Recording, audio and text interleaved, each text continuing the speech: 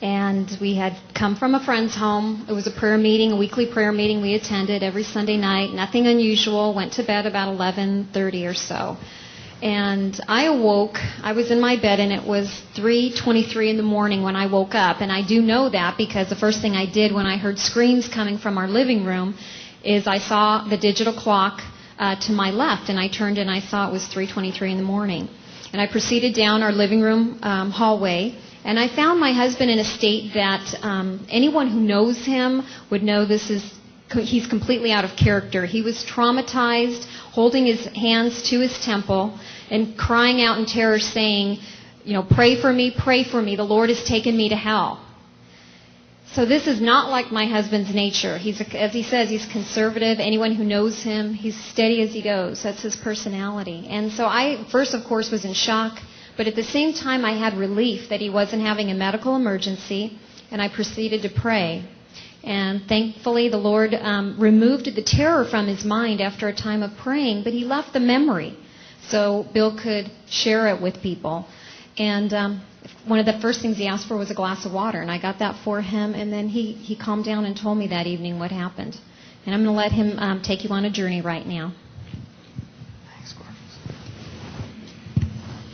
We went to a prayer meeting like we did every Sunday night, and we returned from the prayer meeting, went to bed like any other normal night, and at 3 o'clock in the morning, I knew it was 3 o'clock. For some reason, I can't explain to you why I knew it was 3, but the Lord picked me up and took me out of my body and dropped me off in a prison cell in hell. And there was no explanation at all until the return. And so I found myself in a prison cell, just like you would imagine a prison cell to be, with rough-hewn stone walls and bars on the doors. And it was light for only about a minute, so I could see to describe to you what I saw. And then it resumed its normal state of darkness. But the first thing I noticed in this cell was the heat, the tremendous heat. I wondered immediately, why am I alive in this heat? It was way far beyond the ability for my body to live, but yet I was alive. And it was terrible, horrible heat. I don't know what the temperature was, but it was way beyond. I should have died. And I noticed that I was lying on the floor, and I had absolutely no strength in my body, completely void of any kind of strength. I could barely move. I looked up, and I saw these two creatures in the cell. There were two of these creatures. Now, I didn't know what they were at first, and because I went there as an unsaved person would be. The Lord withheld it from my mind that I was a Christian. He blocked it from my mind, which there's lots of scriptures, but just to give you three, the Lord can do anything, but to give you a scriptural reference, in 2 Kings 4:27 and Daniel 4:34 and I think Luke 18:34 talks about where the Lord can hide something from someone's mind. And I don't have time to go through each one. I'd love to go through the scriptures each one at a time with you, because that's the important thing to believe, but we just don't have the time. But anyway, so to give scriptural basis for that. So he blocked it from my mind and explained to me why on the way back, which I'll get to in a minute. But I'll just tell you now. The reason he blocked it from my mind, see, if I would have been there as a Christian, then I would have had hope.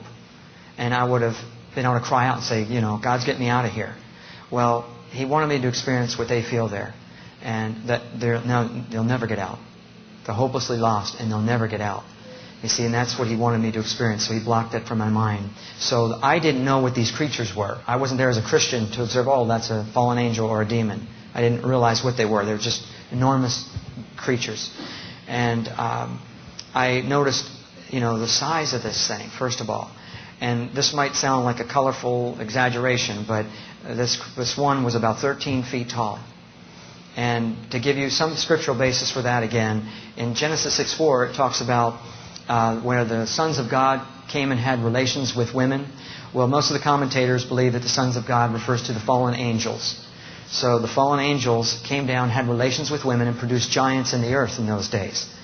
And then in Deuteronomy 3:11 talks about the giant, one of his bedstead was made of iron and was 9 cubits in length. Now, cubit is 1.5 feet, so it's about 13.5 feet long for the bedstead of the giant. So the giants in the earth came as a result of fallen angels having relations with women. Okay, so fallen angels are in hell. That's what fallen angels or demons, call them what you want. There may be some differences, but that's too technical to get into. But so this creature was about 13 feet tall. Okay, so you can look on the wall. The pastor had it drawn on the wall. That's how big 13 feet is. So to give you an idea, bring it into perspective, just gigantic thing. And it was all reptilish, scaly, bumps all over its body. Really grotesque and just horrifying to look at. We're going to see a video in a little bit. We put together a 3-minute video, Mary Kay Baxter and myself, who was another lady that had experienced hell. And in the video, one of the clips came from Kenneth Hagin giving his testimony to Joel Osteen's church. They did a video, and he described the demon that he saw. Well, strangely enough, it was exactly like the one I saw. So I don't know how whoever drew it depicted it to be so exact, but this is exactly the one of the ones I saw in hell. So it's from Kenneth Hagin's testimony, and that's where it came from. So I've been trying to show it to people to give them an idea. Tell them what you told me, that when you first saw this video, it just blew you away. He said, I went back and forth and looked at it 20, 30 times. And I told my wife, I can't believe that image on that video is the exact demon that I saw. And you said... Right, it was exactly. And it only shows him from about here up. I saw the whole body. So, this doesn't show the whole body, but I just was amazed. I kept playing it back thinking, how in the world they get it so exact? I wanted to contact Kenneth Hagin, but, I couldn't. So, anyway, I don't know how they got it so exact, but this really is a good representation of what they look like. Now, they're all different sizes, shapes, or small ones, and so, which I'll talk about. But this particular one is huge, and it's ferocious. It's not just that it's big. It's ferocious, and it hates you. And it's powerful, and it was pacing in this cell like a caged bull, and ready to pounce and tear me to shreds. Okay, so if you can imagine the most wild beast animal you can picture, well, this is far worse than that. So with the size and with its nature, it was terrifying. I was just absolutely terrified. Yeah, so its head, it's hard to tell, but its head is probably this wide. So it's just an enormous head with huge teeth. It had claws about a foot long. It's foot-long claws on it. It was totally out of proportion, no symmetry to it. One ear big, one ear small, one arm long, one arm short, one foot big, one small. No symmetry to just deformed, twisted, grotesque creature. And it paced around this cage, and it was conversing with another demon in the cage. The other one looked different than this. The other one had razor-sharp fins all over its body and was thinner. This one was real stout and powerful looking, real wide like that picture on the wall, real wide like that, and big. So you can imagine, look how small I am compared to that. Any of us would be small compared to that. But that's what they look like. As far as the stench from this thing was terrible. Absolutely the most foul, putrid smell you could ever imagine. But besides that, in hell, there's a smell of sulfur, burning sulfur, which you can't breathe.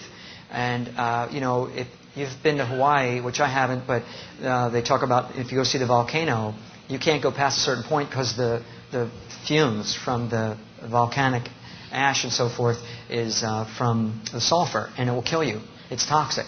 Well, that's what you have to breathe in hell. It's toxic air. So you should die from breathing. But yet you keep living, and you don't